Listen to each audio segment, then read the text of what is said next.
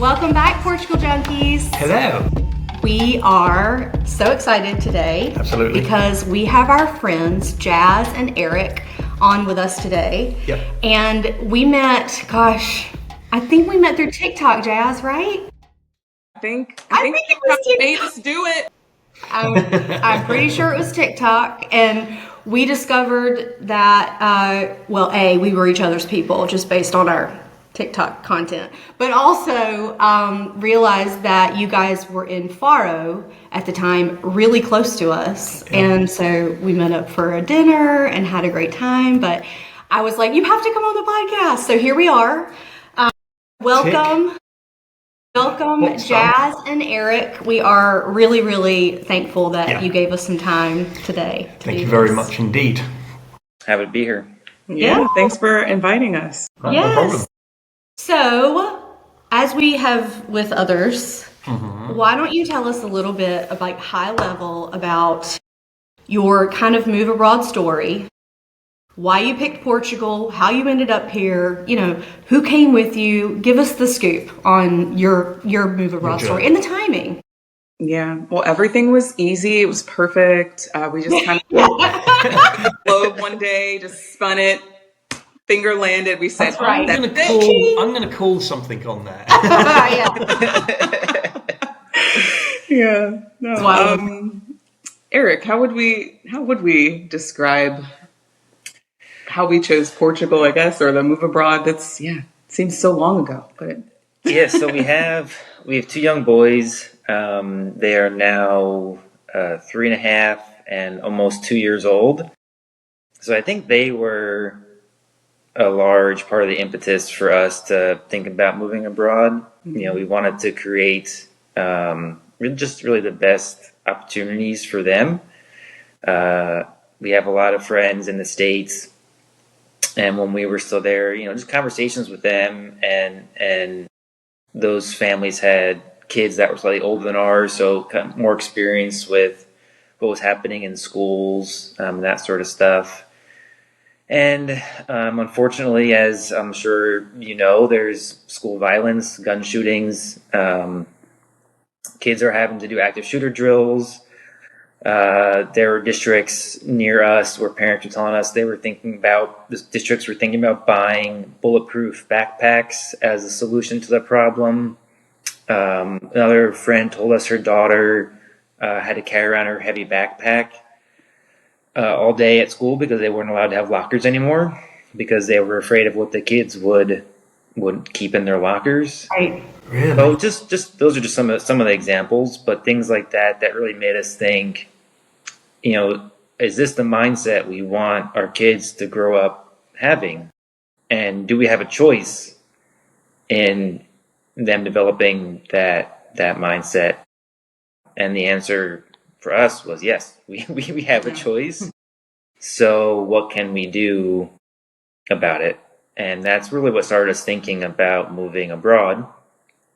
And then from there, I think we just started thinking about where we wanted to go.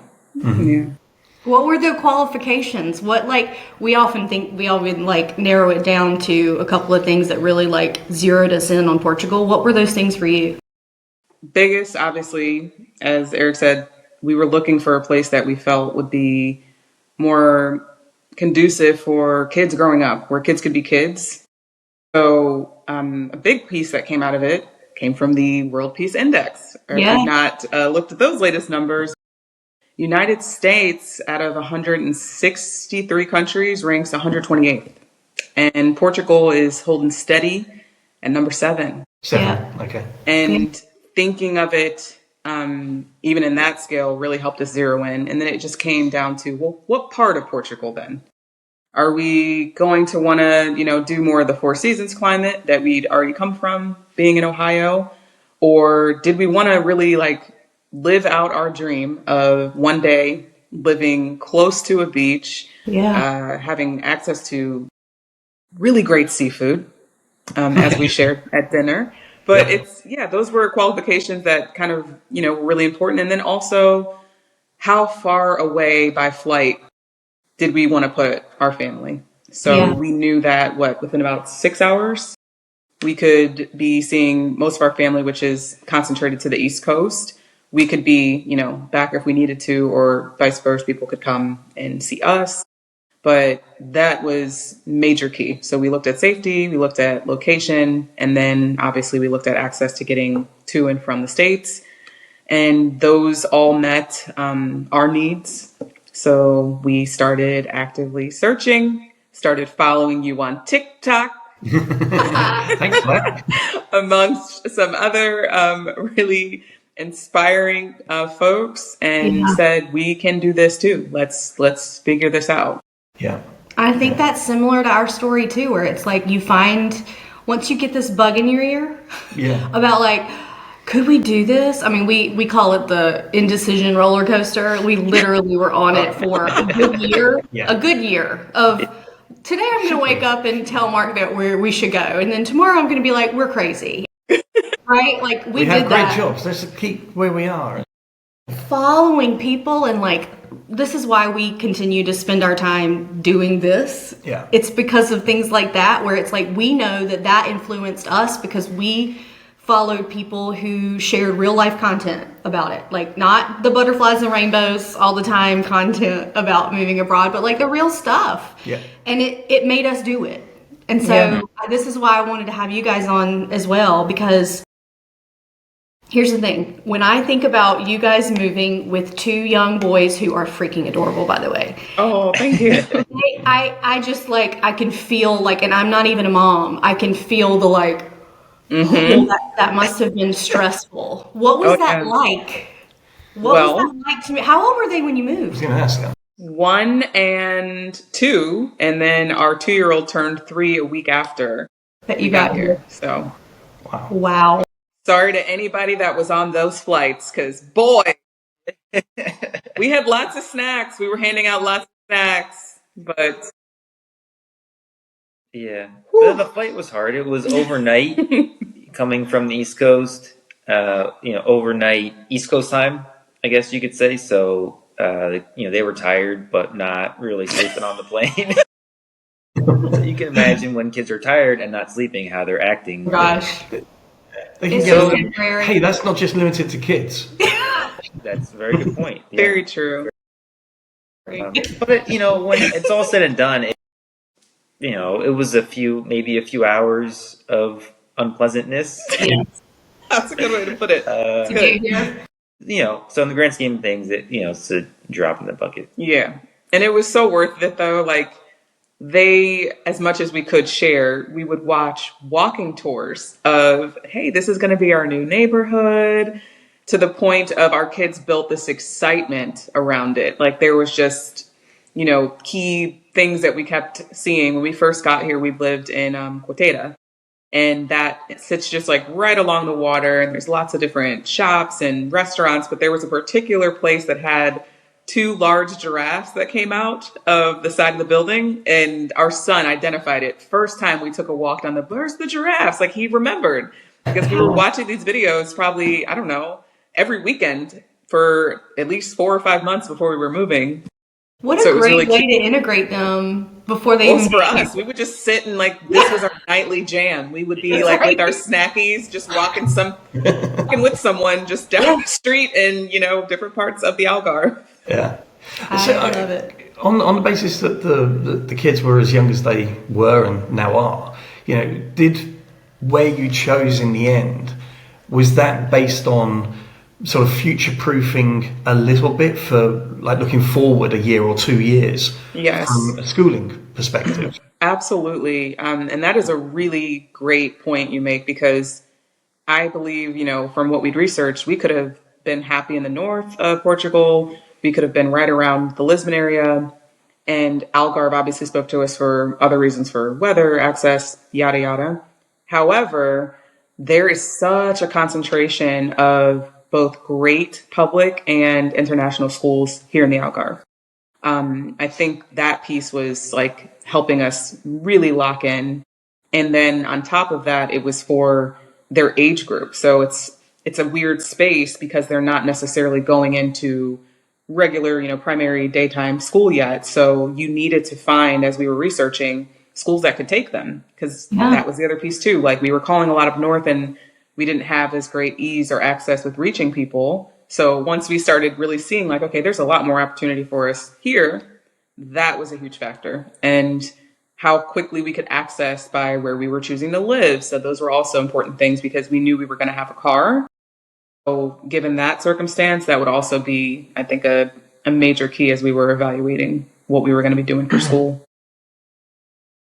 Listen, when we moved to Portugal not knowing a bit of Portuguese, I was so nervous about a lot of things. But the visa process was the most nerve-wracking, including the part where, you sign a legal document like a lease when you don't even know how to read the language. So we were referred to our lawyer, João Pinto, to get some help with translating, interpreting, and negotiating our lease in Porto. And he was so awesome that we've decided to keep him. But now, that one simple task that he helped us with has opened our eyes to everything that he does. He specializes in helping Americans move to Portugal, the entire visa process, and even buying a home here. We did our visa process all on our own, and now looking back, part of me really wishes that we had known João then and all that he could have helped us with to navigate the sometimes crazy path to get here. Good news for you though, he's graciously offered our listeners a free consultation call and a 10% discount. So, if you're looking for a trusted certified lawyer in Portugal to help you with your move to Portugal before, during, or after, we highly recommend João. He's super responsive, so smart, and a great communicator. Head over to our social media accounts on Instagram or TikTok. Access our stand store in the bio, and you can download João's list of services for free and schedule your free call and get 10% off. Cheers, y'all! I think it was hard, if I could just elaborate, it was hard for us to figure out, you're talking about like the indecision roller coaster. Our roller coaster a lot was, do we find the school first and then someplace to live based on the school, or do we find a place to live first and then school around that? So because there's such a concentration in this area, we knew if we honed in our, like we could have a decent radius, like mile or kilometer radius, to look in for housing, that we knew if we were in that decent sized area, there would be a school nearby. Okay. So we didn't have to necessarily like pick a school or pick a house first. This area allowed us to have kind of a broad search, but knew that it was safe, like Mark's point, to kind of future-proof a little bit. Right. It would be within the acceptable radius for you, no matter what. Yep, but we've learned that we capped that at, 25 minutes? 25 minutes ended up being a little bit too far of a drive. Because we were living in Faro when we met, and I was like, I don't think we could do this drive for this much longer. How far are you now? We're 12 minutes from the kids' school now. Yeah. And we looked it up. We're probably, give or take, 25, 26 minutes from you guys now, maybe-ish. Yeah. So maybe a little bit closer now. Yeah. That's awesome. Keep coming. Yeah, we'll meet in the middle. Yes. So the school thing is always a gap for us because we didn't have that element, right? And this is exactly why I wanted to have you guys on the podcast because I'm fascinated with it because we never had to do any of this research. Yeah. Where did you start? Like, where do you? I mean, I love what you said about like the strategic of like, do I have to pick a home or an area first, or am I mainly looking for school and then find your house later? All those things are so helpful. But like, what resources did you even start with to understand school systems here and what is appropriate for your kids? I think our attorney actually helped a little bit in deciphering what age we might want to think about public, because we definitely want to do public eventually. But right now they're in a international, like, what kids, I guess, day school, however you call it.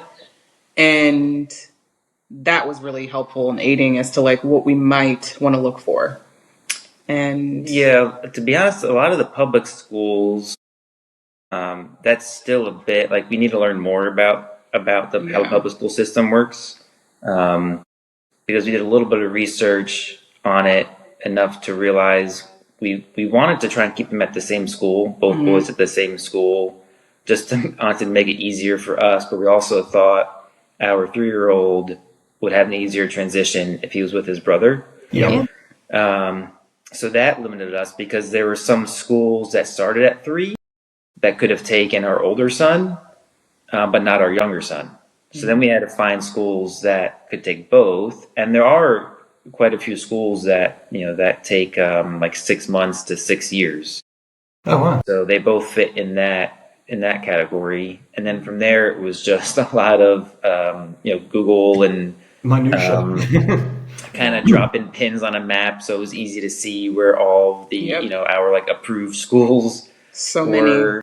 many. That's how we realized there was a kind of a concentration Yeah. in this one, in this general area that So allowed us to. have you sort of started off as an international base just to let them ease in and get used to a different ear of different languages? What's the outlook to continue with that, or is it to move them over to more Portuguese base? Yeah, so that is really where we're at right now. Is the school that they're in teaches both Portuguese and English. The school is really great. The kids are learning Portuguese like it's crazy. It's honest. It's been helpful because I will tell you, there's times that I know what I'm trying to say, and our 3-year-old will say it. Like I was in the store and I wanted to pass someone. And I don't know what I said instead of, can I pass you? Or like, excuse me. I told Eric the other day and I was like, I can't remember what it was. I think I told someone like, no, thank you or something. I can't exactly remember what I said wrong, but my 3-year-old goes, con licença. And I was like, that's the word. That's it. I love that. So yeah, he I'm so knows. jealous. Yeah. That's a great willingness to, not willingness even. I mean, I spent a lot of time growing up in different countries, more particularly within Europe and Germany. But you'd go, you'd be around the English kids at school. But then after that, 2 o'clock, 3 o'clock when you kicked out of school, you were with your German friends, with French, whoever was also based around all those other bases. That's awesome. And it was fantastic listening to He all the other still languages. does it when we're out and about. He'll we might be at a restaurant or something, and at the table next to us might be someone speaking German or Italian or something. He knows just enough to be like, "Hey, Dangerous. you know what they said? You know what they just talked about?" That's amazing. He might not be able to speak Have it a back proper and conversation. interject, but he's like, "You know what I'm they're talking learning it. about?" Yeah. And Meanwhile, I'm just trying to learn a little bit of Portuguese here. but to have that so young, like that's amazing. It definitely sticks. It's the Absolutely. foundation. It gets with you, with Yeah, and that's the beautiful thing that you've afforded all of yourselves. This fantastic journey, this opportunity. Who knows where it goes? But what you've done in the here and now for the kids, and especially is take them from one environment and put them into a completely different environment. And I'm not saying it's not without its challenges. I'm sure it is. Yeah. But it's not all butterflies and rainbows. However, it's not what it was. Think about what even they're in your gaining. mind. Oh my! I'm so fascinated by this, and I think it's because, again, this is not something that we had to Navigate. But when I think of folks out there who this is the reason why they're intimidated to move, I think the opposite when I hear stories like yours where it's like, look at what you're providing them. Look at the life that they will grow up. That you were talking about it, Eric, about that mentality that we could either stay, and that's the mentality and the experiences that they grow up with, active shooter drills and all that's normal for them. Now their normal is this. Yeah. Their normal is always having known Portuguese. Their normal is always knowing that they don't have to worry about their safety at school. Yes, that will seem bizarre to even mention that one day to them. Yes. Which I'm sure there'll come a point where they're going to understand, like, oh, we're American, but like, we moved to Portugal. Like, why did we move to Portugal? I can't almost wait to really share that excitement with them because they already teach us every day we made the right move. Yeah. Like, they are the example. The way they're so excited, the way they're curious and can be at a beach and be in a beautiful park or just kind of living more carefree. Like there's just moments that we're like, wow, we would never let them do this in the United States. It's a peace and a calm that, like, so I feel like sometimes it's hard to even describe to people who haven't moved out of the States. And I think even adults, even friends at home, it's hard because that's all we ever knew. Mm-hmm. And kids are so included here. That's a big one too. Like the cultural aspect with a lot of the research we were building, that was a note that people shared over and over and over again, that kids are included. And we didn't get it until we're out for our, first date night and it's, 10 o'clock and we're feeling like, oh, it's late. There were still families. There's families out with their kids and there's music and people are vibrant and happy to be there. It's not like this party. Yes. It was just, that was a big eye opener for us. Like, we landed correct. I think we know our kids are happy and that's all that matters. My dear, sweet listeners, I say this with all the love in my heart. If you haven't traveled in beautiful Portugal yet, what are you waiting for? You are missing out big time. Iconic beaches, delicious wine, centuries of history, and honestly, some of the most beautiful people that you will ever meet. Why do you think we moved here? So, when you're ready, we are ready to help you plan the most perfect customized Portugal itinerary just for you, and more importantly, how you like to travel. Family trip with the kiddos, lazy girl travel, history buffs, foodies, combinations of all of those, we got you. After exploring Portugal since 2022 and then immigrating here, we're really excited to build travel plans for you that help you see this gorgeous, special place by understanding the way that you like to travel. Book a free call with us right now on our Stan store at stan.store/Portugal Junkies, and we'll talk through your ideal trip and start planning your customized Portugal itinerary. You'll even get your final itinerary on an app to use during your trip for easy access right on your phone while you're here. Remember, adventure is a verb, y'all. We're excited to help you plan yours. Absolutely. And that's one of the other questions then, you just mentioned about going to lunch or tea at like 5 p.m., 6 p.m. How's that working for you and for the kids? So it's like if you were going out as a family and things, because obviously here you eat kind of later.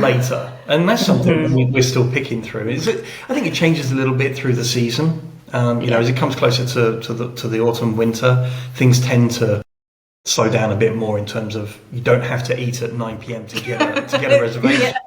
So things are a little bit easier to be included in.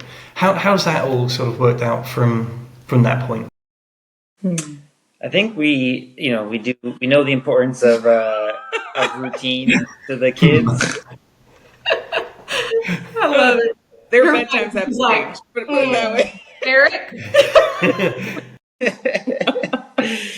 Yeah, routine is very important to us and the kids. And it can be challenging because, as you guys probably have experienced, a lot of restaurants here will close, like they'll be open for lunch and they might close around 3 and they don't open again until 6, sometimes even 7. There are restaurants that are open all day or they open earlier than that. So if we are looking to do a family dinner out, we should maybe be mindful of the time. But we'll find the places we want to go to based on the schedule that we want to stick to. And we don't have any problem sticking to the schedule that we want to. Yeah. But we also do, I think it's also helped us to limit how much we eat out or order. You have a chef in your midst. I mean, come on. Yeah. The girl can cook. And we'll have to have you over soon for some cooking here. Right.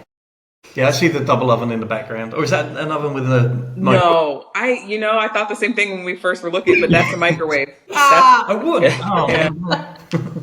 Yeah, but we'll have to get a smoker so we can do some Oh. COVID We just grilling. went to We another did get a barbecue. grill. Yeah. We did get a grill for our terrace. Oh, we're on our way. Nice. Yes. I've missed it so much for 2 years. I really have.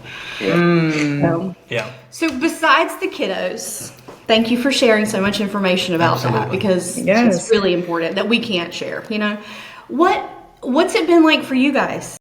You know, like what has been like the biggest challenges or cultural shifts for you as, and not as parents, but as people, you know, what has that been like? Eric, now that everyone here thinks that you're Portuguese. Yeah, I mean, as far as my family knows, we don't have any Portuguese heritage, but a lot of people here would think otherwise. That is so funny. Just Yeah. by looking at you? Yeah, I guess so. But we That's- have done digging that looks like he could possibly have Portuguese lineage on like a great. How funny. Wow. Yeah, well, It's very. We would need to More like get a investigation key, is you know, needed. genealogist. I guess I can see it. I can see You're it. dark hair. I mean, most Portuguese have darker hair. I don't know. I never really thought about it. I can see it. I don't even have glasses. Definitely. They'll just start speaking Portuguese to me, assuming that I know, and I know enough now to tell them like I'm learning Portuguese. Like just Yeah. talk more slowly, please. Yeah. Like, I'll do my best. Yeah. Yes, my favorite expression. Estou a aprender. I'm learning. Yeah. And Yeah. I give them the look like, I'm sorry. Con licença. Exactly. No, but for us, I think we talked a lot about this. There was a lot happening in the U.S. and even in our own community that we saw that didn't necessarily feel like our safe space. Like it didn't quite resonate. Let's all get together and skip off into the sunset. If you're catching my drift. So it definitely was nice to come to Portugal. We knew that it had, you know, great cultural diversity from lots of different countries, but you're more ordinary. There's not like this big, like, to me, surprise to see a couple like ours or children like ours. It's not this grand spectacle that I feel like we always endured in the United States.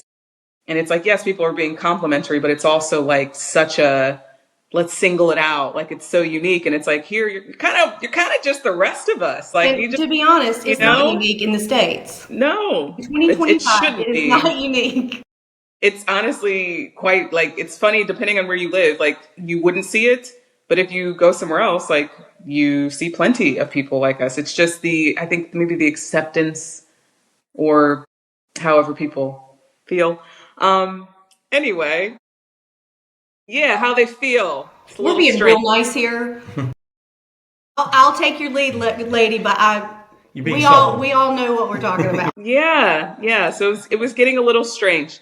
So outside of that, it's been a real relief because for one, it's just, I remember a good friend that we've made had shared early on. She's like, something you're going to learn about the Portuguese is people don't care necessarily where you're from. It's how you treat people. If you are nasty to someone, if you're rude to someone, they're going to give that back to you. But people here can be just gracious. Like it's going to be a difference that you won't really understand until you've had the experience. And she was right. Like that's been for us. We have not had that same discomfort. I haven't had, you know, an instance where I felt really unsafe or singled out for being myself. Right. Yeah. And we had that in the United States, almost to a point where Eric and I, you know, we had a hard conversation. He's like, I don't want you to feel unsafe being out in certain spaces. And I want to feel like I can protect our family.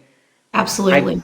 I just didn't know exactly how much more comfortable we'd feel here. But I'm telling you, like the first even month of sleep, it felt so different. It was like you just finally had taken like a deep breath that you hadn't been able to completely expel. It was just like such a feeling of truly like calm that we'd been missing. So, yeah. You get that restful feeling.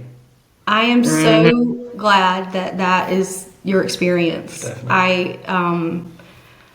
It's one of those things when you describe especially about the Portuguese welcoming you or not. You know, there's a lot of shit being talked right now about immigration and all of that stuff, right? And there's a lot of keyboard warriors out there talking a lot of smack about foreigners in general, right? And there are days when I get caught up in it and I'm like really sad about it, and I read it and I'm like, God, that sucks. Like, there are people out there who feel this way, okay? But I look at him and I say, the like, what's the touchstone for me is that not once has that happened to me in person. Not once have I ever felt unsafe. Not once has anyone ever really even been rude to me. Yeah. So what is the reality? Like, the reality is what our experience is. And so, yeah, a lot of in the, interwebs, you're gonna see that just like you do in the States sometimes. Yeah. All the time, but you know what I mean. But like, I have to always come back to the Portuguese experience from my life here has been nothing but welcoming. Yeah. And I think you nailed it when you said, when you are kind and warm and trying to assimilate instead of change the culture because you happen to come from somewhere else, they are going to welcome you with open arms. If you are the opposite of that, though, if you are coming here and refuse to learn the language and you're not trying to really understand cultural norms and all of that stuff, then they're probably going to meet you with indifference, at least. You know, Meredith, this reminds me of something we had chatted, I think, when we first met. And I think what we've also learned is this is a space that facilitates going outside, right? Yeah.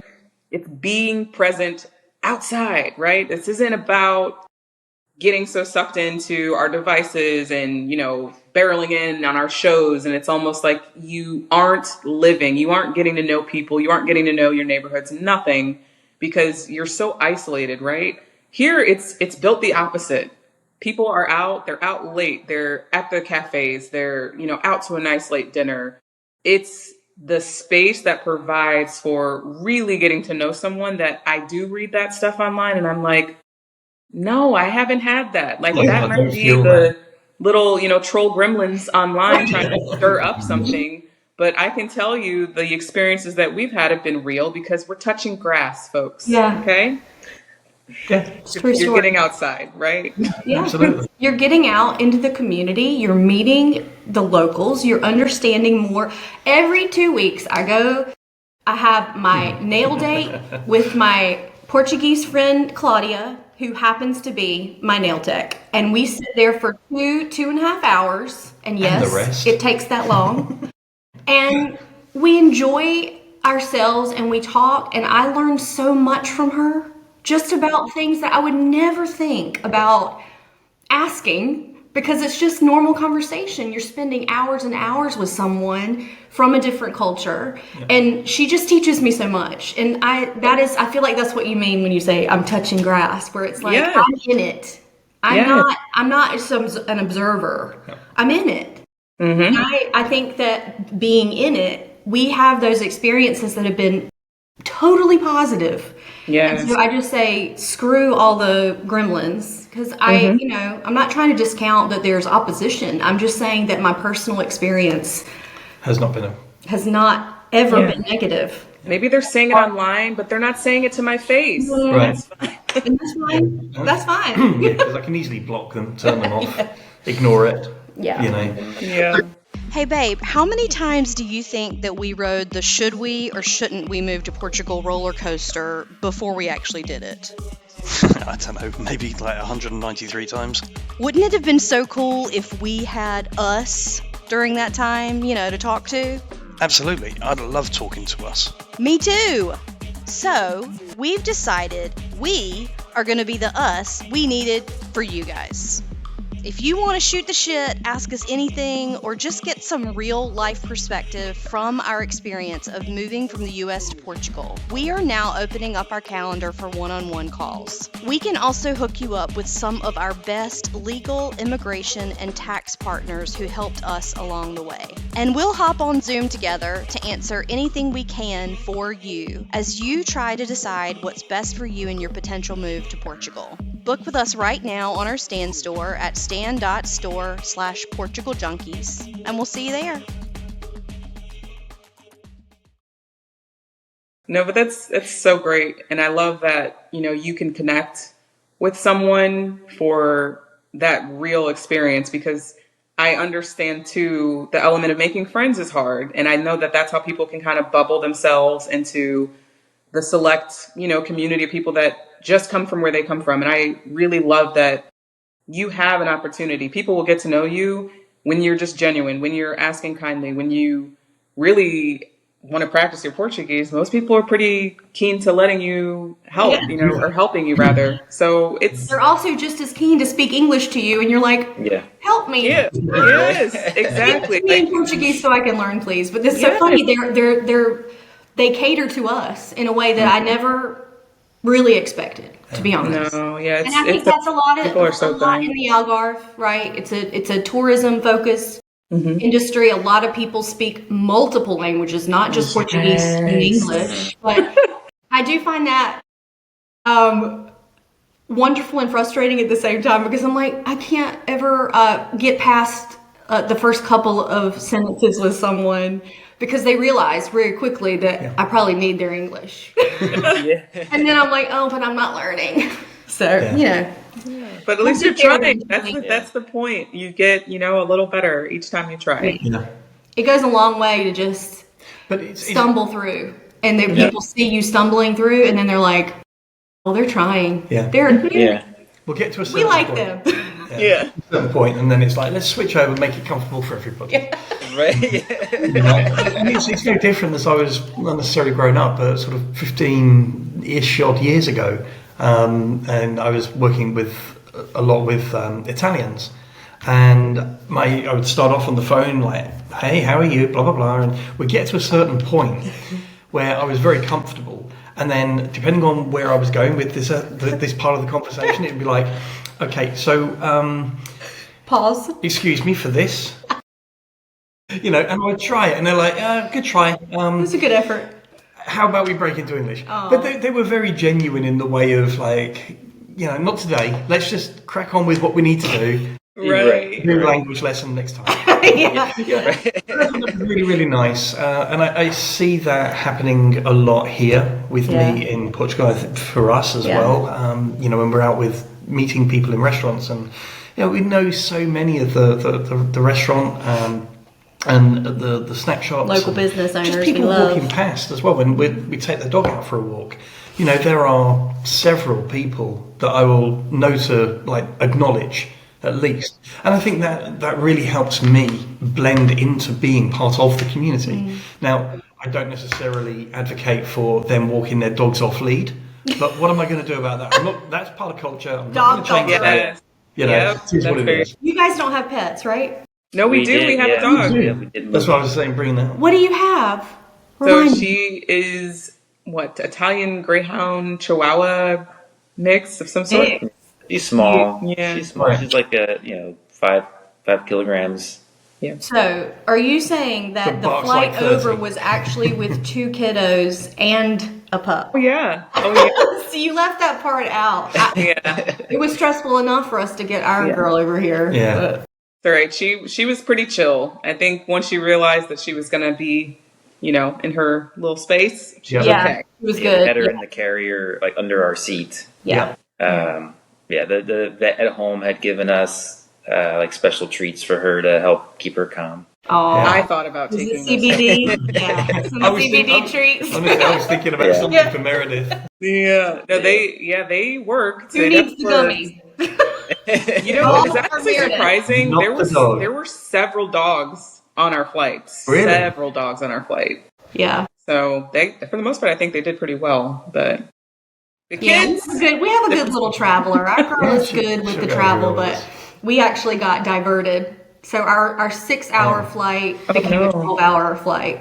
Oh. Meant she literally did not break for, I think it was right on 24 hours by the time. It was fine. I mean, again, I hope that we didn't do permanent damage to her. But I mean, she just will not pee in her crate anyway. So she just was probably uncomfortable. And I kept leaning down and going, it's okay. okay. Yeah. It's okay. She just wouldn't do it. So Yeah. anyway, it was some sort of medical emergency on our flight, and we got like 2 hours from Newark, and then we were rerouted to Newfoundland. And then stayed there for like 3 hours on the tarmac waiting. Somebody was having some sort of heart issue. Oh, no. The first time I've ever had that happen in all of my travels, but They were okay. last. I hope they're okay. Yeah, absolutely. But How do you follow up on that? he's like, what? I don't know.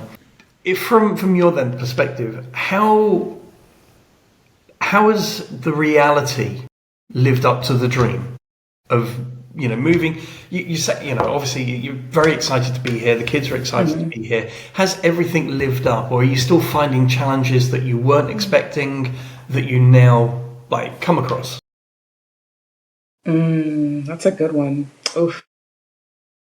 Sorry, that wasn't on the agenda, was it? No, it's okay. I think No, that's good. This is a good question. It's a good question. Yeah, I mean there are definitely challenges regularly, and it could be something as simple as like when we recently moved, just getting our utilities and everything set up. Right. It's not like the things that in the States you might be used to because you've done them time and time again. Yep. And it's in English that they're relatively simple. But here, they're like the electric company's willing to accommodate us by having someone speak English. Like they call us, they speak Portuguese. I say, that I'm learning to speak Portuguese. Do you have someone that can speak English? And they have to call you back with someone that can speak English. Right. So, it's just little things like that, I think, that are challenging, but not, not a deal breaker. Enough to go. Do you remember that time I cried over trying to get our cell phone set up? Yeah. We've had numerous It's like those things seem little, and they are in the big scheme of life. Mm-hmm. But when they start piling up on you, and you try to set up this utility, you don't know what to do with your SIM card, you don't know you can't do the 2-factor authorization on your phone now. Yep. It's like all the things converge at one time, and you're like, I'm gonna lose it. I did lose it. I literally lost it over trying to set up our cell phones or something, or Tello or something, and I totally get it. It's like those are the mundane things that you would never really, again, we say never really think about, but we knew coming over here, everybody said, put your patient panties on. Yeah. Things don't work. Things are not going to move as fast and easily on those kinds of things, and the bureaucracy and all those things. So we were kind of prepared, but then in the reality, then it happens and you're like, I feel like, I often say this, moving abroad makes you feel like a toddler. Because you're learning a new language, you don't know any of the customs, you don't know how to do anything, you don't even know how things work in terms of systems. Yep. Or how do I, if I want to send a package, how do I do that? If I don't have a mailbox that's big enough for a bigger packet, how do I get the packet? All those just daily life things that you run into, and you're like, okay, this is frustrating, but you know what? I will trade that any day for feeling more safe, for the climate where we are, for all of the things that we've been talking about. Both climates where we are. So, no, but you nailed it. That's where I'm at with those little things that kind of are oh, you just that would have been so easy. I would have already known how to do this. This process would have taken me a couple minutes versus a couple months or a couple weeks. Those are the moments that kind of show you are you built for this? Are you going to be okay without all your quick conveniences? Is this going to be a deal breaker? And we have found absolutely not. It's tested your patience. It's made you have to maybe reschedule a different appointment and come back prepared with what you need to share in Portuguese to get the paperwork or appointment set that you need. But that's also part of the learning process that we knew we had to sign up for. So if you're being realistic with yourself, it's are you ready to start over? Are you truly ready to start over? When all the honeymoon of it's like a vacation wears off, which it will. Yep. Are you ready to lock in? And for us, we knew like, yeah, this is going to be challenging. We're going to be learning a whole new language in our 30s. In a new culture. In a new culture, while raising children, while making sure that they're well, communicated with and growing and developing, all the things that you'd still worry about at any other stance, but like while they're still learning 2 languages. So you get where it's like that trick of it all has been the greatest, I would say, challenge. I don't even like to say stress, because I feel like life here is built to not allow stress to become part of your lexicon. Why would you do that to yourself? You came here for the reason of, I'm letting go a lot of my go, go, go, go, go, all the time, constant stress mentality. And I'm leaning into chill back, slow it down. Yep. This might take a minute. You're new here. Pretend like you just started a new school. You got to make some new friends. You got to meet the cool Portugal junkies. And just take your time, right? Got to get in with the right crew, You got to get in with the right quality crew. over quantity, people. Yeah, you got to trade some pudding for some Cheetos. Or maybe no Cheetos. Have you found Cheetos? We don't eat Cheetos. No. Do you guys eat Cheetos? No, not yet. We do love Cheetos. Come on, in the States we love Cheetos, but Yeah, but then they get all over your fingers. I need something with like very my sort of sweet ADD bread, about my that. sweet bread, you look like a mess. Please, just come on. Can we sweep up? As an Englishman who moved to the US, I just don't get how taxes work in the US. Seriously, they make you guess how much you owe every year and then come back to you later to tell you just how wrong you were. Now add moving to Portugal to our tax situation, and I was even more confused. But then we met Rui Borges.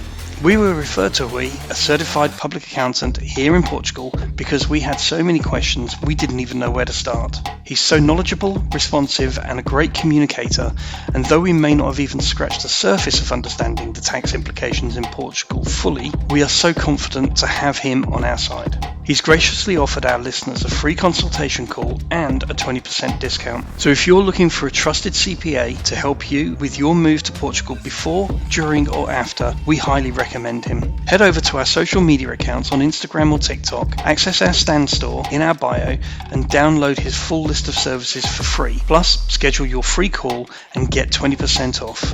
Cheers!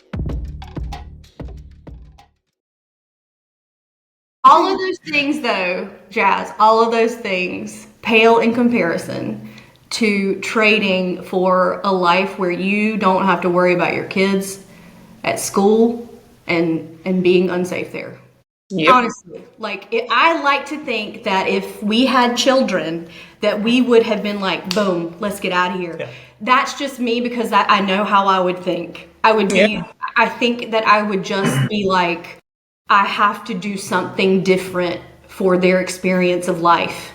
And it's sad, but I think at this point in the States, it's going to be a long time before, if ever, a generation of kids is getting what they deserve in terms of the upbringing that even I had. And that, it's like Well, yeah, but that was like eons ago. I knew that was... No. I'm up for that one. He's the one who had a birthday. Anyway. It's true. Yeah. It's the same. That's how I look at it. I would like to think that we would have done what you've done. Yeah. And I think that makes you brilliant parents. Because I think that it makes them learn from you being brave to try something completely new, right, in order to get what you've gotten. You know? We really appreciate Yeah, that. definitely appreciate and that. I think that's something that I've seen it written in a few, not necessarily forums, but just over years, where as kids grow up through their teens and early 20s and all the rest of it, they once they've been through a situation such as as your kids will be going through with living in a different country and all these different experiences that come with that, it really makes you not fear other things for them in their future life. As I was growing up, moving around, 37 years old, and it was like an opportunity to go and live and work in America. It's like, yeah, let's do that. Okay, same language. Granted, it makes life easier. But I think giving kids the opportunity to believe that anything is possible with some effort It sets the example. Stands out. Yeah. Yeah. We have another friend who lives in Ericeira. She is the mindful migrant. If you haven't followed her, she's great. Oh yes, I do. She's so great. And she and her husband moved over here when they have adult children in college. And she talks about how hard that is, you know, to make that decision. But she's like, we had her on last year, I think, and part of our conversation was like, look at the example that you've set Allowed them to for believe. them as young adults. Yep. They can not only spend their time with you here as they wish and be in the States if they want to, but they also are looking at their parents in their 50s and taking control of like what they want that part of their life to be. Yeah. Yes. And I respect anybody who does this. I respect anybody who definitely does it with children. I mean, we all have our reasons for staying the same. It's comfortable. You know, we will always have our reasons for not moving forward and doing the scary thing. And it's like something has to get to you bad enough that makes you go, the scary thing is not the scariest thing anymore. Yep. The moving is not the scary thing. The regret, ours was the potential regret of not doing it was too big. Yours is, what about our children? What about this environment they're in? Like, I think that's what it comes down to for people who are listening, maybe thinking about moving abroad, where it's like, what is the precipice? Like, what is the point at which something becomes too painful? Or too potentially painful for you to even fathom, and you're like, yep, it's time to go. It's time to go try it. What's the worst case scenario? You move home? Yeah. Right. Exactly. You move back, you move somewhere else, you try a different place, like Yeah. so. At least you try. And I think, again, coming back to what our kids will learn is they're going to model a lot of what they see. Of course, they're going to become their own individuals, and we'll encourage that. But they will at least know, my parents tried it, and this was their reason. Great. So if we were to choose to move back in however many years, which we don't have that desire today, but anything can happen, right? Yeah. And I want to make sure that they always do see that in us, that we did, take on the challenge. Just like anything else in life, you can absolutely attain that. You can go for it. You can have lots of people in your ear telling you that it's crazy, it's not going to work, but you have to be the bigger voice and say, this is what I desire, and I'm going to do it. Yep. Well said. Well said. Absolutely. Thank you guys so much Fabulous. for spending time with us, and Very lucky. I feel like this has been a great conversation. Yeah, we love you guys. We can't wait Love you to too. Well, I just think it's really great. I mean, when we came back this season round of podcasts, we want to make sure that what we're doing is valuable. And also, I think I've often said that doing this podcast is my form of therapy, and it's an opportunity for me to just sometimes explore things that I wouldn't necessarily. I'm a very sort of black and white, in a box, or that type of thing. And so sometimes when I have these conversations with other people from different backgrounds and different lifestyles of family and all the rest of the experiences, it's so good. It really is. And I think that's one of the things that we wanted to make sure that we were bringing this time round. For a lot of people that are there with children of any age, really, school age, I should say. It's a whole different mindset. Yeah. It really, really is. And I'm just incredibly, I don't know what the right word is, but I'm just so grateful to have met both of you, because it's that, it's learning how other people see the world as well, for their own kin. It's funny how we can talk about, like, how when people move abroad and you meet other people who've moved abroad, like locally, right? Your fellow immigrants, and you're like, gotcha, because it's like you automatically feel like, Oh, You've got some. you already have something in common. Yeah. Yeah. Thing. You know, you've done the thing, and but then this shows us that, like, even within that, right, even within that move abroad immigrant category, there are so many different experiences that happen for so many different reasons and different challenges for different reasons. And Absolutely. thank you for sharing all that. Thank you. Yeah, thanks for indulging us. Yes. Thanks for having us. We've really. And can you bring the enjoyed- kiddos next time? 'Cause Yeah.